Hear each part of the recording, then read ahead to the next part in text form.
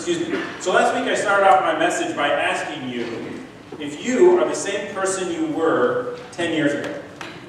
Well, this week I want to turn the clock, instead of going backwards, I want to turn the clock forwards and ask you the question, excuse me, what do you want your life to look like 10 years from now?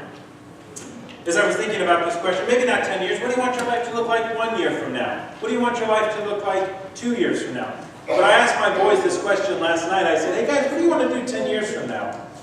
And my oldest, who will be 23 in 10 years, which is unbelievable to believe, said, Dad, I want to be an animator. And I said, why? He said, well, I watch cartoons and they make me laugh, and I want to be able to do that. I want to give people laughter. I think that I can draw, and I think I can give them laughter. And I thought, oh, that's a great answer. And I said, Joe, what do you want to do in 10 years? He said, well, I'll be 18. He says, I want to get through high school, which is a good goal. And then he said, and then I want to enter the California Highway Patrol program. He says, I want to be a California Highway Patrolman because I want to help people. Pretty good plans. I mean, that's a pretty good retirement plan for his mother and I. I think we're ready for that. I mean, that is a much more extensive plan than I had when I was 8 years old. When I was 8 years old, I did have a plan, and this was it. I was convinced this is what was going to happen. You see, I was going to be a banker. And the reason I was going to be a banker is because that's what my dad did. And my girlfriend at the time, that's right, even at 8, I was smooth with the ladies. My girlfriend at the time was in on this plan too. You see, she and I were going to get married, and we were going to buy a big, gigantic, long stretch motorhome. I think maybe I've said this before, but we were going to buy a motorhome, and the plan was every day we'd get up and we'd drive the motorhome to work, and I'd park it on the side of the street, and I would go upstairs and I would work hard, and my plan was, and Deborah's plan was, she would clean the motorhome while I worked. Now, I realize you're not supposed to have that plan, but give me a break. I was 8, okay? That was my plan. That's what I wanted to do, because I thought that if I could be a banker, I could be successful, have a lot of money, afford a motorhome, and be able to take care of my kids. Never, ever, ever once did I ever imagine how my life would turn out. That I would be the husband of an incredibly smart, incredibly talented, and beautiful wife, 2 amazing children. I said that at the 8 o'clock too. Tanya was witness. Thank you, Tanya. Living in Visalia and serving at a church that is one of the most caring, the most giving, the most accepting and loving congregations that I've ever had the honor to be a part of. And I can look back at my life and see the movement of God throughout. I have no doubt that the plans that God has set in place for me have so far been way better than that plan to be living in a motorhome by the river.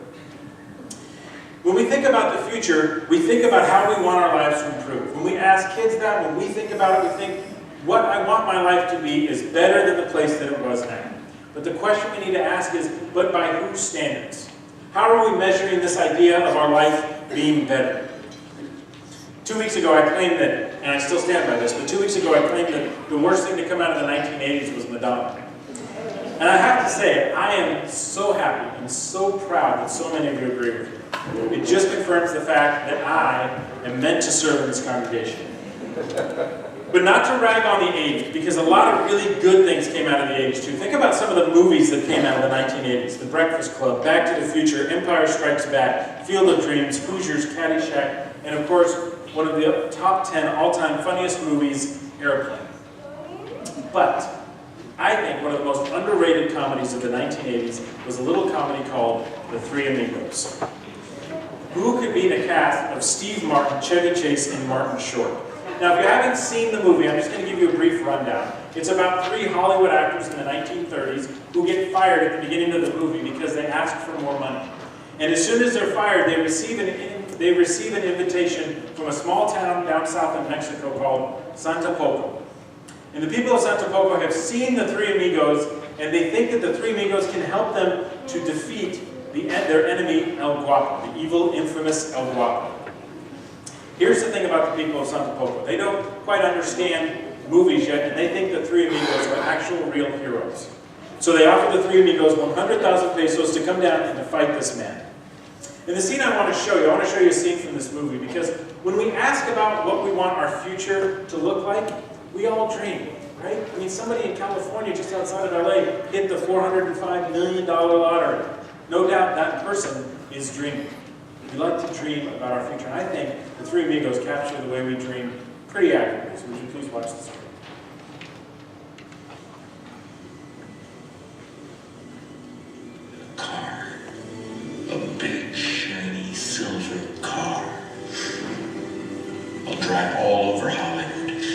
flugel of a thing or two. What about you? New York? Maybe Paris? Champagne. Parties. Be a big shot for a while. How about you, Ned? I'm going to start a foundation to help homeless children. That occurred to me to do that at one point, too. Oh, well, I meant that I was going to do that first, and then I would get a big shot. So come on. How many of you, let's be honest because it's a church, how many of you are the first to when you dream about your future? Most of the time. I go there too. Like, I want life to be, and then there's always that one person who says, I'm going to start a homeless shelter for children. That's awesome. But that's how we think about our future. We want our future to be better than it is right here and right now. I want my life, I want to live a posh life. I want to be able to drive full cars and travel at the drop of a hat. When we think about our future, we want our life to be easy. For the most part, free of bad things happening. Nobody ever looks at their future and says, 10 years from now, I really hope to be scraping by. So many of us put plans in place to have a comfortable life. And please hear me, there's nothing wrong with that. I believe there's absolutely nothing wrong with that. Having money, being successful, there's nothing wrong with any of that. But the question we need to ask ourselves as we make our future plans is, how does God fit into that plan? Rather, how is God's plan a part of your plan? Because Jesus asks us to follow him. He gives no promises, though, of an easy life. Today's message is the calling of Philip and Nathanael. And we find Philip, and he's just kind of hanging out by himself, and all of a sudden, in the midst of everything, Jesus shows up on the scene, walks up to him, and says, follow me. And Philip drops absolutely everything he's doing to follow Jesus. I love the story of the disciples. They just dropped everything that they were doing. I mean, they had a plan before Jesus showed up. Most of them were going to be fishermen. One of them was going to be a tax collector. They may not have all been setting themselves up for a rich and cushy lifestyle, but they had a plan in place. And all of a sudden, Jesus shows up and wrecks those plans. So Philip drops everything that he has. He runs to Nathanael and he tells him, we have found the Lord, the one Moses wrote of. Did you catch in the scripture how Philip presents this to Nathanael? We have found the Lord. As if they were stumbling along through the reeds and they stumbled upon Jesus. Jesus found Philip. But anyway, upon hearing that they found the Lord and that Jesus is from Nazareth, Nathan's first response is to say, Nazareth? Can anything good come from that town? As if to say, how does a guy from a town like that fit into my life? How can that guy make any difference in my life? How can he improve my life situation? I love Philip's response. Philip doesn't give him a long list of reasons of why he should follow Jesus and a plan for everything. Philip simply says, come and see for yourself. It's such a simple invitation to give. Come and see for yourself. He doesn't make him wild, outlandish promises. He simply says, come and see. So today's message is the second message in our sermon series, The Transformation Effect. And today's sermon is entitled, A Future Transformed. Speaking of transformations, I have to tell you, this kind of sermon, this sermon specifically, has changed over and over and over again. This is one of the hardest kinds of sermons to preach, to talk about the future. Because I'm talking about an unknown. Excuse me. I can stand up here and I can say all sorts of things about the future, and that if you follow God, life will be great, life will be wonderful, but we're talking about an unknown. I can't make those kinds of promises. I've shared with the congregation before that the reason I took my faith seriously is because the girl I liked in college challenged me to look at my faith. And so when she did that, I walked around campus to some of the known Christians on campus, and I asked them, why Jesus? What difference could Jesus possibly make in my life? In other words, I asked the question, what's in it for me? How is my life going to change because I become a follower of Jesus? And they all said the same thing in one way or another. A life with Jesus means that your life will be better. But they didn't say, by whose standards. I had one guy tell me that if I became a serious follower and gave up all of my struggles and all of my doubts and everything that I struggled with, that all of my concerns and my anxieties would virtually disappear. He invited me to church. He took me to a church that preached awesome sermons that I found were inspiring, and I was fired up at the end of the sermons. But as I got more and more into these services, I realized the gospel that they were preaching was a prosperity gospel. making promises that life will be grand and wonderful and great no matter what you do. You just have to have enough faith. Promising that we will live long, happy, successful lives because of how much God is going to bless us because of our faith. In the last sermon I ever heard preached at this particular church, the pastor said, when things go bad in your life, it's because you don't have enough faith. I was attracted to that church in the beginning. They made promises. They told me everything was going to be great. They told me that I wouldn't have any doubts. They told me that God was going to continually bless me. And that's a great message, right? Who wouldn't want to be a part of a church that can promise, that can make those kinds of promises? These kinds of churches attract a lot of people. Who wouldn't want to be a part of that religion? In fact, my aunt went to that kind of church. My aunt went to that kind of church after, my aunt went to that kind of church in Southern California, a mega church. A church that promised that if they followed God enough, that God would bless them. And the reason that my aunt decided that she wanted to go to church was because she was so thankful that God had delivered her from her cancer.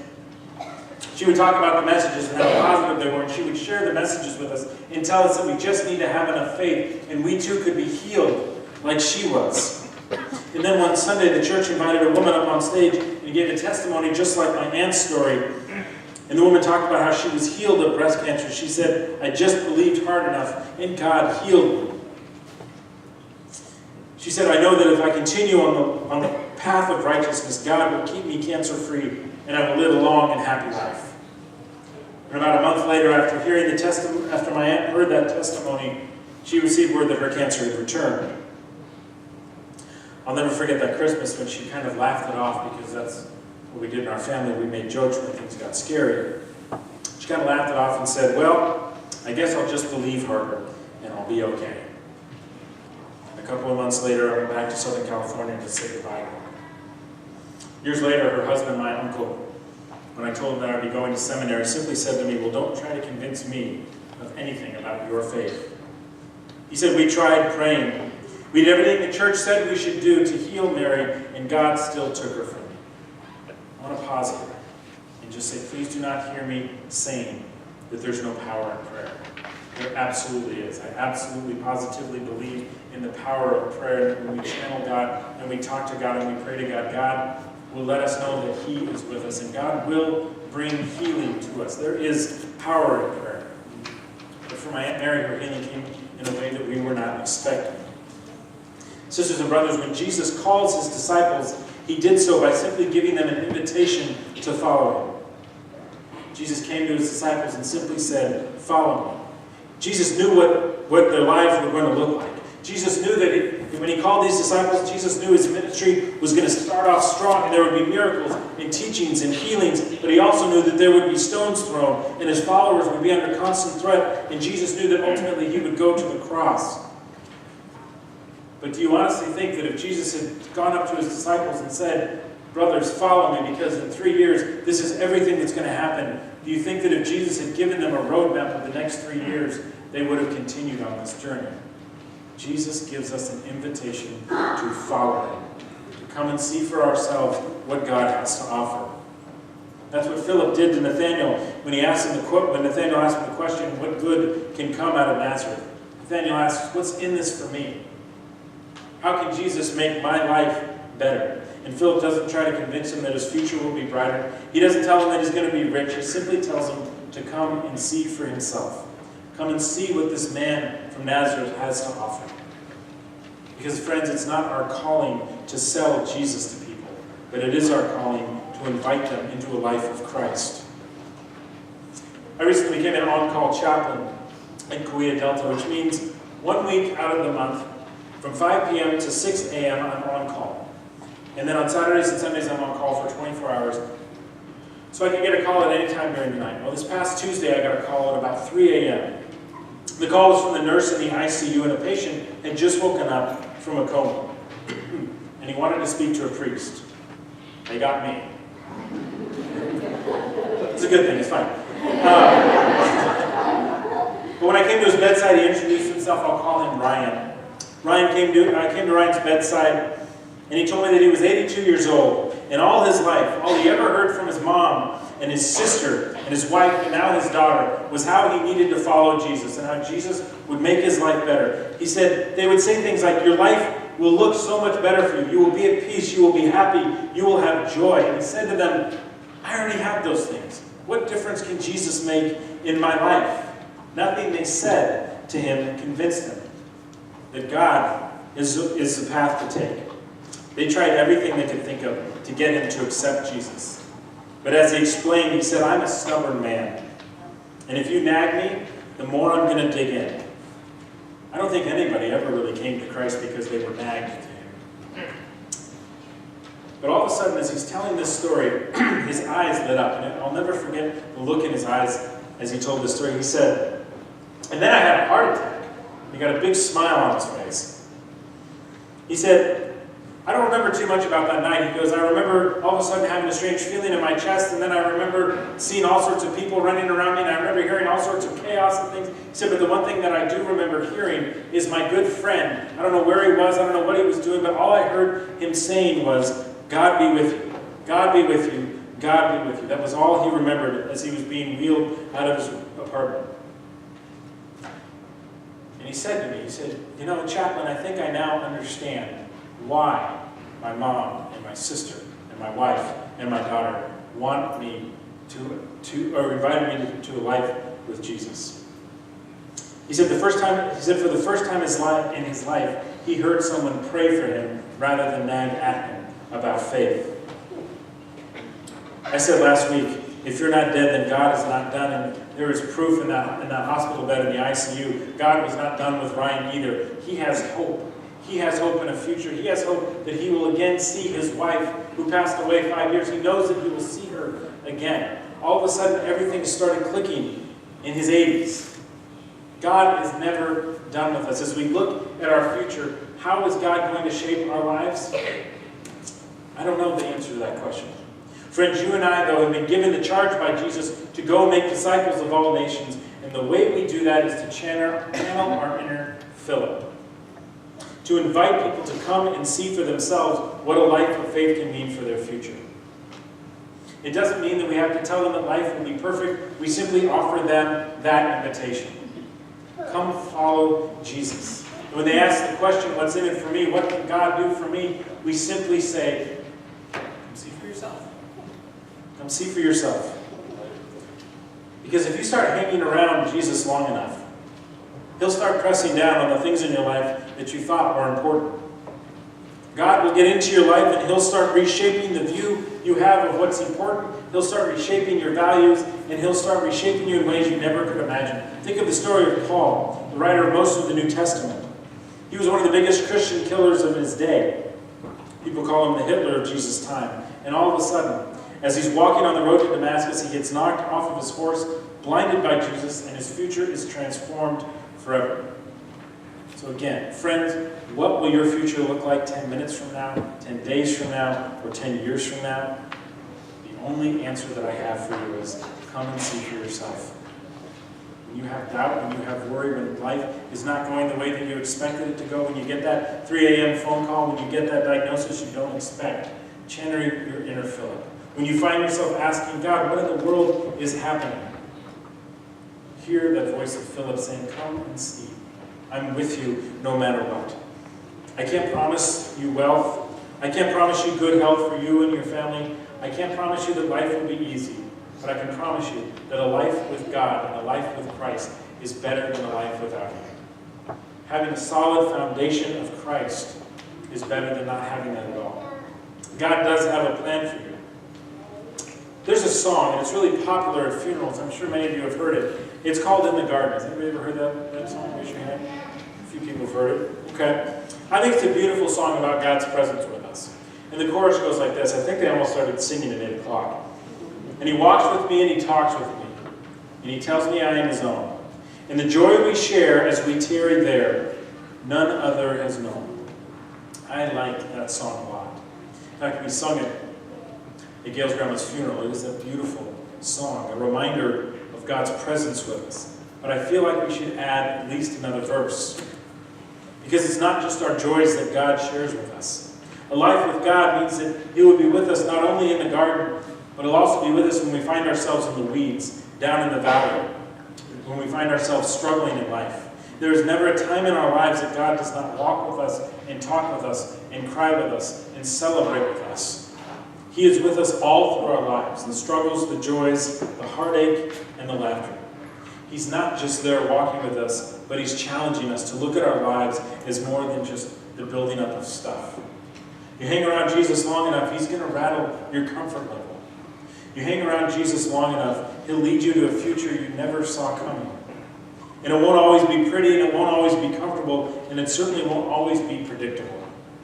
But if you hang around Jesus long enough, you'll realize how out of control you are and how in control our Heavenly Father really is. And that is the good news of the gospel, that God has each and every single one of us. And he's with us. Come and see for yourselves.